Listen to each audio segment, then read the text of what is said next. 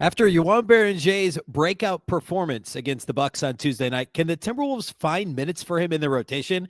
How can Chris Finch get Beringer on the floor? Next.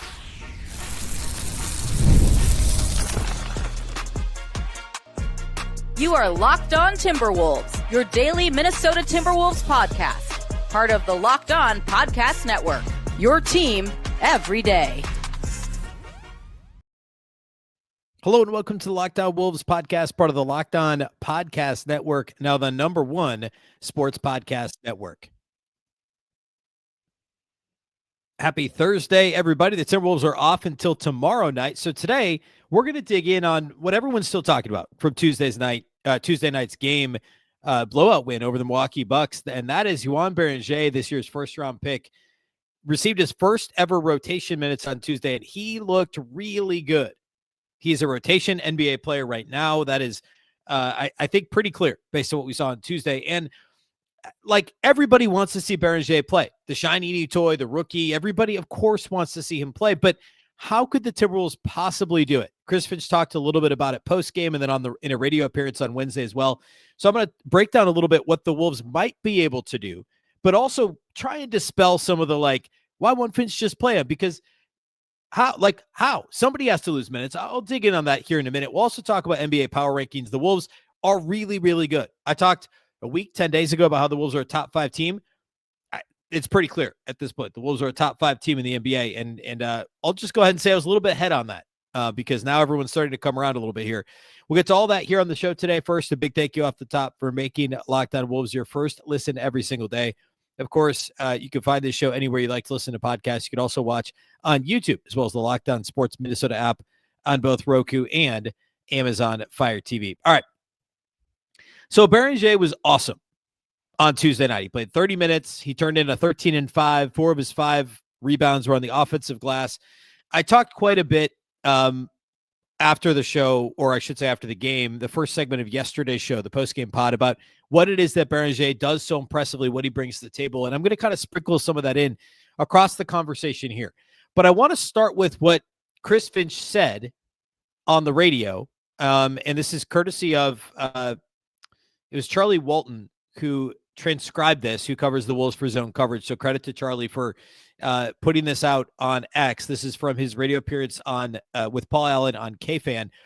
He said, Paul Allen's question was last night a one-off for Beringer due to Rudy's suspension, or did he give you something to at least ponder with your rotations moving forward? Here's a quote from Chris Finch. Finch says, quote, "Oh, he's definitely given us something to ponder, and it's things we've been pondering anyway. I'm not saying we're going to insert him into the rotation and he's going to play 20 minutes a night. As much as we'd love to, those minutes would still come at the expense of some really good players. So everyone is going to have to kind of give up a couple of minutes here and there. We have the ability to maybe move Naz to the 3 as well." Side note, hold that thought. Back to Finch. He says, "I think that creates some opportunity for Joan to play, but moving forward, we are going to definitely look at things. We've been playing a bunch of these younger guys earlier in the season. We've got a bit of a rotation now that is really clicking. We've got to be mindful of how we do or do not disrupt that. But we certainly are going to continue to find opportunities for Joan to play. It just might not be on a nightly basis. But everything is on the table right now, PA. It's a long season. Teams take injuries. They do a lot of things, but it's certainly a great first step." End quote. All right. Couple things I want to pull out of this quote from Finch. Number one, he says, "I'm not saying we're going to insert him into the rotation and he's going to play 20 minutes a night. As much as we'd love to, those minutes would still come at the expense of some really good players." We got to start there. I am a huge Beringer advocate. I said in the summer I thought he could probably hold his own if he played 5-10 minutes a game if they needed him to. Now I'm confident he could handle even more than that, although we're still talking about just one game. I'm a huge Beringer fan. I think he's got a massive upside. Like all defensive NBA team, which is crazy to put on a teenager, but all defensive team. I don't know what the offensive upside looks like. I think it's greater than Rudy's offensive upside. And the defense, it's different than Rudy, right? He's not the same archetype. He's more of and he's not this. So, but caveat. But the Giannis type defender, right? Almost more of a Jaden defender with a little bit more height. He's switchable. He's rangy. He's also going to block shots. He can, if he puts on a little bit of weight, he can defend the rim a little bit better. All that stuff is true. Okay. But back to what Finch said. Where is Beringer going to play? Rudy Gobert is a defensive player of the year contender again. He's averaging 32 minutes a game. He can't play. Gobert and Beringer cannot be on the floor together. You can't have two absolute non-shooters on the floor together in today's NBA. You just can't do it. Julius Randle plays 33 and a half minutes a game, and he's playing at an all-star caliber level. He's your second best offensive player. He's been playing really well defensively. Take out the games where like nobody played hard. The blowout loss, the Cavs game wasn't great. The blowout loss, of course, on New Year's to the Hawks. There was one other one in there that was bad. Obviously, the Nets. Like anytime the Wolves lose, Randle looks completely disinterested. It's not great, but overall, he's been great this year. You're going to tell Julius Randle he has to play a little bit less? Naz Reid's only playing 26 and a half minutes a game. He's playing a minute per game less than last year, and yet he's producing at a better rate. More points. He's scoring at a higher average. The 3-point percentage is actually up a little bit over last year. He's been playing really well here of late, too. So where are you going to find minutes to play Beringer? Finch says exactly the right thing here. He says, as much as we'd love to play him 20 minutes a night, those minutes would still come at the expense of some really good players. So everyone is going to have to kind of give up a couple of minutes here and there. That's the only way he plays. If you're going to play him at the 4 or the 5, and he can't play with Rudy. So when Rudy's off the floor, that's 16 minutes a game that Rudy's not playing. If you play him those 16 minutes, now you're splitting the minutes at the 4 between Julius Randle and Naz Reid. So what? You're going to give Randle 27 minutes and Naz 20 minutes and Beringer 18 minutes? Or 16 minutes? I don't think that flies. I don't think that makes sense either. I think your offense suffers pretty significantly. Now, the caveat here is there's pretty good evidence this year that the Julius Randle-Naz Reid front court pairing has not been successful without Rudy on the floor. It's been better of late, but it's not been great. So there's that to keep in mind. So the question is, who loses the minutes? It's not what I just said, right? It's not strictly Rudy not losing minutes and Julius and Naz each losing, 6 to 8 minutes, each of them. Realistically, if you're going to squeeze them in, maybe Rudy plays 30 instead of 32. Randle plays 30 and instead of 33 and a half, and Naz plays 25 instead of 26 and a half. And guess what? We've still only opened up 8 minutes. And now you're like really kind of these different machinations of the lineup. Like it just becomes like it's a rare thing in today's NBA for a contending team to have a big that plays 5 to 10 minutes a game as a fourth big. It just isn't seen that often. Could you do it? Yeah. Ultimately, that's probably what they end up doing, at least in the short term, and it won't be every night, to Finch's point. That's the first thing that Finch points out that I think is important to dig into. Let's see. What's the other thing he said? He said, we've got a bit of a rotation right now. I'm skipping over the Naz thing because I want to get to that in a second. Finch goes on to say, we've got a bit of a rotation right now that is really clicking. We have to be mindful of how we do or do not disrupt that. He might not play on a nightly basis, paraphrasing that part. So that's the other piece, back to the point I was just making. If he plays 8 minutes a game, great. But now you're disrupting this rhythm that you have. Obviously, Gobert not playing disrupted it on Tuesday, and it worked out fine. But in general, they've got a pretty good kind of give and take here with Rudy and Julius and Naz and those guys each playing around 30 minutes a game. Do you want to mess with that when the team is going so well and is won, 6 of 7 and 9 of 12 or whatever we're at now? I don't think so. And Finch closes by saying, look, teams have injuries. And remember last year, Julius Randle and Rudy Gobert each missed almost a month. Remember the Luka Garza experience for an extended period of time last year? And obviously he's a fine, I've always said Garza's a fine fringe rotation NBA guy. That's what he was. Obviously, Berenger's got a much higher ceiling. It doesn't mean he's got to play today. The second thing Chris Finch talks about, I want to spend some time on, and that's the idea of moving Naz Reid to the 3. I want to get into that next because we have a little bit of data. Believe it or not, Naz actually played at the 3 more this year than last year, a lot more than he did last year. We can look at the last 3 seasons, and the results of Naz at the 3 have been surprisingly good. I want to dig in on some of those numbers, talk about that as a real possibility. I would consider a real possibility. I hope Chris Finch does. It seems like he's at least considering it based on this quote. We'll dig into Naz at the 3, and then I'll give my final take and my prediction for the short term with Berenger's playing time. We'll do all that here next on the show. I carry a lot of responsibility in my household. If something happened to me, there would be serious consequences. We have a mortgage, we got tuition, we got everyday bills. Those aren't going anywhere if something happens to me. And I know that's an overwhelming feeling, but I'm taking steps to protect my family by getting life insurance through Ethos. Ethos makes getting life insurance fast, easy, and 100% online. You can get a quote in seconds, apply in minutes, and get same-day coverage. There's no medical exam. You just answer a few simple health questions. You can get up to $3 million in coverage. Some policies are as low as $30 a month. And as of March 2025, Business Insider named Ethos the #1 no medical exam instant life insurance provider. Ethos has 4.8 out of 5 stars on Trustpilot with over 3,000 reviews. Protect your family with life insurance from Ethos now by going to ethos.com/LocdownNBA. In as little as 10 minutes, you can get your free quote and up to $3 million in coverage at ethos.com/LocdownNBA. That's ethos.com/LocdownNBA. Ethos.com/LocdownNBA. Application times and rates may vary.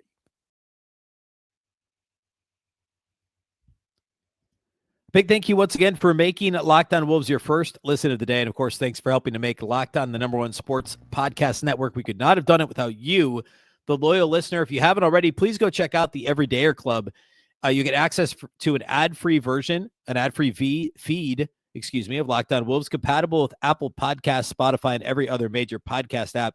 You also get an invite to the members-only Locked On Everydayer Club Discord server, which includes a group chat just for listeners of this show and every Locked On show. You can go to lockedonwolves.supercast.com or tap the link in the show notes to learn more. Again, that's lockedonwolves.supercast.com.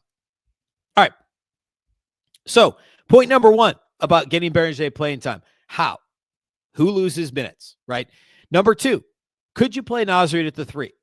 Now, the Timberwolves have only done that this season for 61 possessions. But guess what? They only did it for 15 possessions, 15 possessions last year. And 2 years ago, they did it for 48 possessions, which, of course, was with Karl-Anthony Towns and not Julius Randle. So overall, over the last 3 years, the Timberwolves have played 124 possessions with Naz Reid at the 3, according to Cleaning the Glass. Okay. So far this season, across 61 possessions, very small sample, admittedly, but the Timberwolves are a plus 11.3, according to net rating, according to Cleaning the Glass, with Naz Reid at the 3. And of course, all of those minutes are with both Julius Randle and Rudy Gobert on the floor. A plus 11.3, 87th percentile on offense and 89th percentile on defense. Okay, so really good on both ends of the floor. The plus 11.3 would be a 93rd percentile lineup overall. Last year, just 15 possessions, so a comically small sample size, but that was a plus 40 net rating. 100th percentile offense, 97th percentile defense. 2 years ago, 48 possessions, also a very small sample, less than what we've seen this year. A 100th percentile lineup, 99th percentile offense, 100th percentile defense, a plus 33.3. Okay, so 2 years ago, a plus 33, last year, a plus 40, so far this year, a plus 11 in 61 possessions. The results, albeit very limited, are overwhelmingly positive. So for a little bit of context, so I realize I'm combining things that are not necessarily equal to one another, but the total of the last 3 years, 124 possessions, to give some context of what that means. The Timberwolves, that would be the Timberwolves' 4th most used lineup this year. Okay. So like the starting lineups played 868 possessions. The 2nd most used lineup for the Timberwolves this season is only 145 possessions. So we're talking about, if you combine the last 3 years, the data of Naz at the 3 is really positive. And the last 3 years combined, albeit with all different players, right? Like 3 years ago, we're talking about lineups with Cat and, a little bit of like Troy Brown and Shake Milton and stuff like that. And, last year, there's Nickeil Alexander-Walker played all 15 possessions with Naz at the 3, included Alexander-Walker on the floor. Like, I get it. But the evidence is good enough, and I would say the incentive is strong enough to be able to play Naz at the 3, which then kind of alleviates some of the other stuff you're trying, like the TJ Shannon role. Obviously, he's been out for a couple of weeks. He hasn't been very good when he played this year. But if you want to play Naz those minutes, and it alleviates some of your concern or some of the minutes you feel like you have to play by Conley, or, I'm not advocating for removing minutes from Jalen Clark or Bones Highland at this stage, but it's an option. If Naz wants to play the Bones role at the 3, initiate some offense, score for himself, and he's out there with Anthony, he's out there with, I don't know, you probably don't want Jalen Clark out there with this lineup necessarily. Well, actually, you might need to, because Jaden McDaniels isn't out there, right? That's the other thing, is if you put Naz at the 3, who's sacrificing minutes? It's probably Jaden McDaniels, right? I just want to shake people that don't understand this and be like, hey, look, there's only so many minutes to go around. You can play 10 guys, but then everyone plays less. I don't know how else to say that. I think it can work to play Naz more at the 3. Obviously, the question then becomes defensively, but his offensive game is much more like a 3 than it is a 5 anyway. So the backup 5 minutes next to Julius Randle that aren't working, neither one of them plays like a 5 offensively. Neither one of them really protects the rim. I know Naz is a pretty good, weak side shot blocker and all that, and is switchable, but he's not like a traditional rim protector like Rudy. He's not anywhere near the defensive presence that Gobert is. But I think playing Naz at the 3 is tenable. I think it will work in short bursts. So I think backup the minutes behind Gobert, the backup 5 minutes. If the Naz and Randle pairing isn't working, which it's not, like it hasn't worked, those two on the floor together this season has not consistently worked. I don't think there's any two ways about that. Why not try that pairing with Beringer or with Gobert? Like, that's the other thing, is it doesn't have to be Beringer. It could be Gobert at the 5 with Randle and Naz. In fact, that's what all these lineups that, I've just listed include. Obviously, none of them were with Beringer. So, I mean, like, so far this year, and again, I said it's been a little bit better lately, but Randle and Naz together on the floor defensively is a 12th percentile unit, 121.6 points per 100 possessions. The offense has been great. But how do you fix the defense? You put them out there with Gobert or Beringer. And automatically, you could cover up a multitude of sins, especially with Gobert. The jury's, of course, still out for a while on Beringer. I think eventually he becomes a true defensive presence. He's very good now. But Gobert at the 5 covers up a multitude of sins, and you can get away with a 10-minute, probably not even 10, a 6-minute stretch of Naz at the 3 if you want to feed Beringer a few minutes here, and then you put Gobert at the 5 and rest Beringer and keep Naz at the 3. Like, play around with that a little bit. I think that's the solution. Now, the last point I want to make on this before we move on to talk a little bit about power rankings, which we'll do next, and the Wolves standing in the West and in the NBA, at a more broadly, like this post on Twitter, like, I don't ever just like read Twitter comments, but here we are, because I just like the Beringer minutes thing. Like, we got to give Chris Finch a break here. Like, what do you want him to do? You want him to bench an all-star caliber player? You want him to bench the 6th man of the year? You want him to reduce Julius Randle, Rudy Gobert, and Naz Reid's minutes?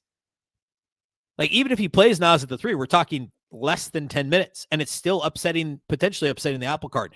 A couple of these comments on this post by Charlie Walton, which is this Finch quote, which is 100% reasonable. We can complain about certain Chris Finch things. Don't complain about this quote. This comment on this Twitter post of the Finch quote: get him in the rotation, even if it's just 10 minutes a game. Season is long. Playoffs make it longer. Keep the boys fresh for deep playoff run. Play a deeper rotation, Finch. This guy says this isn't Luka Garza. This is our first-round draft pick. He's basically a 7-footer who was picked outside the lottery. These are the guys that are supposed to be in the rotation. Maybe not 20 minutes a night, but he should get 10 minutes, all caps, every night. This person thankfully says, great response by Finchy. And then you get 10 minutes max every other game. This person says, Chris Finch is the worst. Boo Finch, boo. Get him minutes every night. Bro, what more can he do, man? How are kids supposed to develop if they're never given any sort of leash in a real game? This drives me insane to no end. There is no leash. There's only 48 minutes a game, and only 5 guys can play at the time. It's math, guys. Like, it'd be great if Beringer got to play more. It would be great. But this is a back-to-back conference finalist that is healthy, knock on wood. Let's not complain about depth, and a 19-year-old who's going to get every opportunity to play in the coming years. This is best case scenario. And it's not like we don't know exactly what he is yet. So it's not like the Wolves truly have an embarrassment of riches where the Tim Conley is going to go, all right, let's trade Julius Randle or Naz Reid at the deadline. No. Maybe this summer, maybe if they lose in the second round or the conference finals, they're could be more apt to make a big change in the offseason. And if they feel great about what Berenger's done in practice and in the G League and in some spot time at the NBA level, then yeah, you could talk about trading one of your existing 3 bigs in the offseason. It might not happen till a year from this summer because of the extensions these guys have all signed. And that's totally fine. Berenger's not going to rot. He's 19. He can get better over time. And inevitably, I hope this doesn't happen, but inevitably, someone's going to get hurt. Gobert's probably going to get suspended for at least 2 more games this year. Every flagrant foul he commits, flagrant 1 or 2, he misses 1 to 2 games, depending on how many points he racks up. There's going to be opportunities. There is no rush. It is a good thing to have depth. It is a good thing to have multiple guys that could play multiple positions. This is not what are you going to play him at the 2? It drives me nuts. I don't know what else Chris Finch is supposed to say or do. It's a perfectly reasonable response. It'd be malpractice if they were like, yeah, you know what? We should play him 25 minutes a game and reduce Naz Reid's minutes to 10. How would people feel about that? It's a good problem to have. My guess is he will have plenty of DNP CDs moving forward. He's going to, do not play a coach's decision or did not play coach's decision. I don't think he's going to play close to every night, and that's fine. I think he'll get an opportunity depending on the opponent. This Friday and Saturday is a back-to-back, and they're important games too. It's Houston and San Antonio. They're at a rest advantage on Friday, so actually maybe give Beringer some run because the Rockets are going to be tired. You can take advantage of tired legs from the Rockets. Put Beringer on the floor. He's fresh. He plays hard. That's his greatest skill right now is his length, athleticism, and the fact he plays so hard on both ends of the floor all the time. Give him a few minutes on Friday. And then on Saturday, give Gobert and Randle especially a little bit of time, a little bit of rest. You don't want to put Beringer up against Wemby necessarily, though, right? You want to protect him a little bit. He's barely 19. So I think there's opportunity this weekend, but I don't think we're going to see him every night, and that's okay. Inevitably, he will get opportunities, injury, suspension, etc. But let's not force the issue, and let's not collectively try to, storm the castle with pitchforks on Chris Finch because their 19-year-old rookie who looked good in 30 minutes against a bad Bucks team isn't playing over a combination of All-NBA, All-Star, Randle and Gobert, former All-Stars and former All-NBA guys, and the 6th man of the year from 2 years ago who's having the best offensive season of his career, Naz Reid. The Castle Pitchfork thing, let's not do that. He's going to have his opportunity. He's 19. All right, let's close by talking power rankings. I'll be a little less angry about that because I feel good about where the Wolves stand overall, and the power rankings are kind to where the Wolves stand in the overall NBA landscape. We'll do that here next to close out the show. Today's episode of Locked On Wolves is brought to us by our friends at Wayfair. The new year is here, and it's the perfect time to reset your routine and refresh your space. If you're spending more time at home, you might as well love how it looks and feels. And that's why you should turn to Wayfair. It's a one-stop shop for getting your home back on track. From bedding and mattresses to storage solutions for every room, Wayfair makes it easy to start the year fresh. Wayfair has everything you need for a full home refresh, all in one place. Whether you're updating your living room, organizing your space, or upgrading your work from home setup, Wayfair's huge selection makes it easy to find exactly what works for your style and budget. I know we're trying to get things put back together. Embarrassingly, still working on putting away all of the holiday decorations at the house, but we are in the market for a credenza, a living room cabinet situation to keep diapers away from the dog, things like that, right? We've got 3 things that we picked out on Wayfair. We're deciding between. I'm hoping we decide this weekend so we can get this thing figured out. There are great options on Wayfair. My wife and I had a tough time narrowing it down to 3. But we love that we could find, again, multiple pieces that match our style. And we're not going to spend a fortune to do it either. Get organized, refreshed, and back on track this year for way less. Head to wayfair.com right now to shop all things home. That's Wayfair, WAYFAIR.com. Wayfair, every style, every home.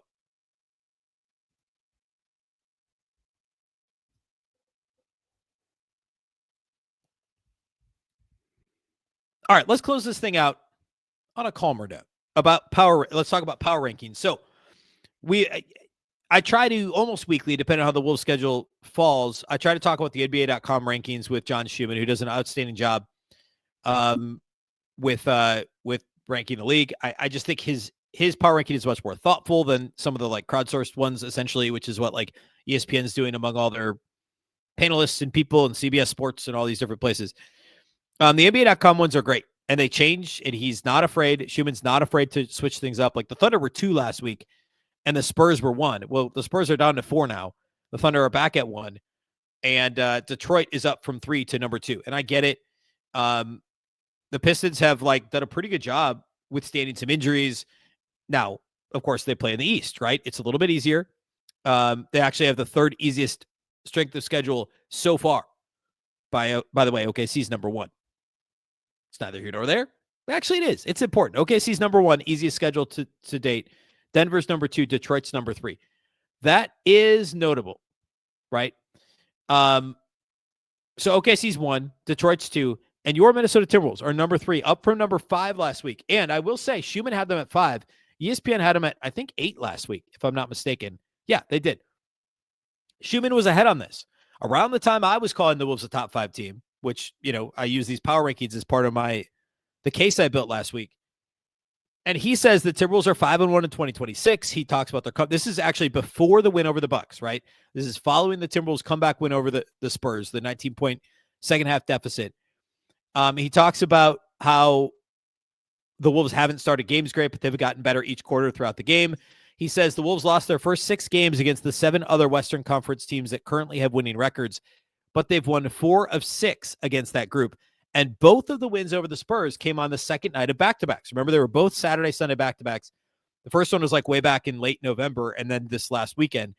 And then he says the Wolves will have 2 more games within the West top 8 on the 4-game trip that begins Tuesday.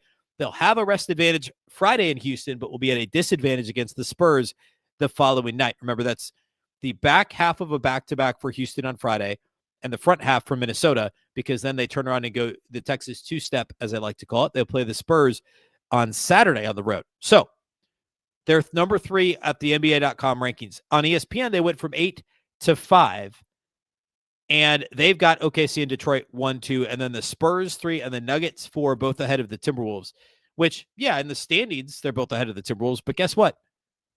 Timberwolves are only a half game behind Denver. I'm recording this before Denver plays on Wednesday. They're actually about to play here, so I'll watch that game. We'll see how Denver looks. And if they lose, guess what? Minnesota's number 3 in the West.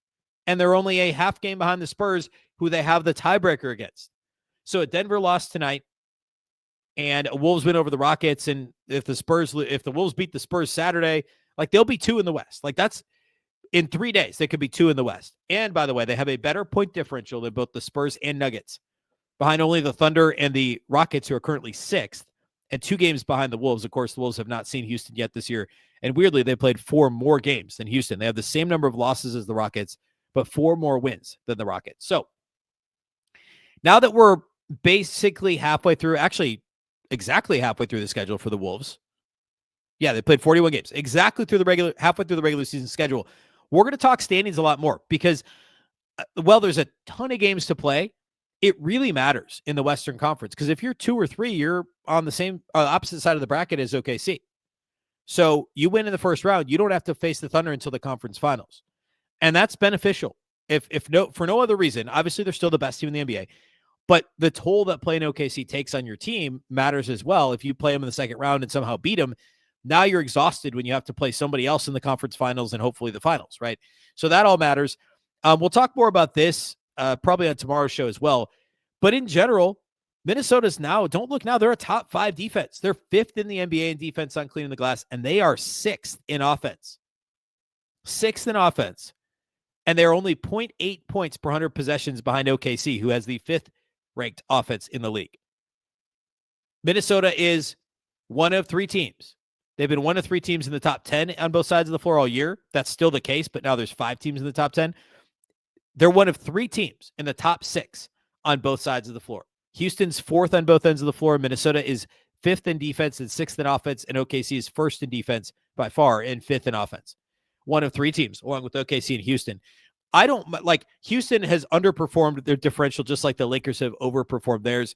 I think Houston's still really good. I actually picked them under this year because I thought there was a chance they'd underperform in some of those areas that they rely so much on some fluky stuff, the offensive rebounding, like some of that isn't necessarily always going to be there. So I think that trend continues, but they're still obviously very good. The ceiling, the peaks for the Rockets are really good, really impressive, very high. They're not going to go anywhere, but I do think they maybe were a little inflated a little bit early in the season. All right, tomorrow's show, we're going to preview the matchup on Friday night against Houston. The first time we've seen the Rockets. I went on Locked On Rockets this week to talk about the Wolves and didn't have a chance for Jackson and I to record a segment for this matchup, but I'd like to record a segment. I'd like to record a show, probably a full crossover with Locked On Rockets at some point this year, because we're still going to see Houston a couple more times. And, Houston's going to be around. Like, they're not going anywhere with their nucleus, and the Timberwolves are going to have some battles with them for sure. So we'll talk about that matchup on tomorrow's show, and I'll talk a little bit more, again, about the league-wide landscape and some of the areas the Wolves have really impressed in here of late. We'll keep an eye on the rotation stuff as we get into Friday's game. We'll see what sort of minutes Beringer does or does not get this weekend. A big thank you for making Locked On Wolves your first listen every single day. Of course, this show is free and available everywhere. That includes YouTube as well as all of your favorite audio platforms. Wherever you like to listen to podcasts, you can find Locked On Wolves. You can also watch on the Locked On Sports Minnesota app on both Roku and Amazon Fire TV. A reminder that if you never miss an episode, the Everyday Club is built for you. Get Locked On Wolves ad-free, plus members-only Discord access and more. Head to lockedonwolves.supercast.com to join the club. For those of you watching on video, we're going to send you after this video, to the first ever 24/7 National NBA YouTube channel on audio. Make sure that you make your second listen today, the NBA Game Night Show on Locked On NBA. This show, of course, is also part of the very same Locked On Podcast Network, your local experts on all the biggest stories. Once again, I'm Ben Beecken. This is the Locked On Wolves podcast, and we'll catch you next time.